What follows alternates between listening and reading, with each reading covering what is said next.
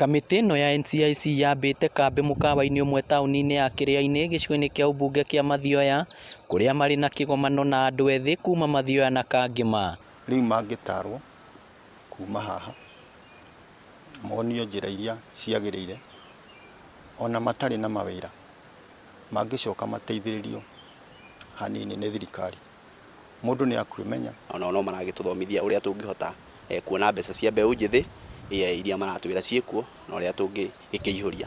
Millicent Okatch ũrĩa ũrũgamĩrĩire kĩgomano gĩkĩ augĩte itanya rĩao nĩ gũtigĩrĩra andũ ethĩ matinekuruhania na ciĩko cia gũthoga thayũ wa mũingĩ gũkũ Murang'a. Oho no tũrathomithia maũndũ megiĩ biacara, ũrĩa mũyuthi angĩhota gwĩkũria biacara-inĩ na ahote gwĩteithĩka. NCIC yugĩte atĩ wagi wa wĩra nĩguo kĩhumo kĩnene gĩa gũtharara gwa thayũ, makiuga he bata andũ ethĩ kwanjĩrĩria biacara iria cingĩmateithia mũtũrĩre-inĩ. Kwa ajili ya kukosa ajira na njia za kuleta mapato, wanakuwa easy target kuleta vurugu. No njikĩrĩtana kũrĩ kambuni especially NGOs na kambuni cia andũ kiumbe arĩa mangĩkorwo na chance cia gũteithĩrĩria mbeũ njĩthĩ onao makĩingĩrĩre. Kĩũngano gĩkĩ gĩgũtabanio thikũ ithatũ icigo-inĩ 8 gũkũ Murang'a, itanya-inĩ nĩ arĩ kũhutia namba nene ya andũ ethĩ.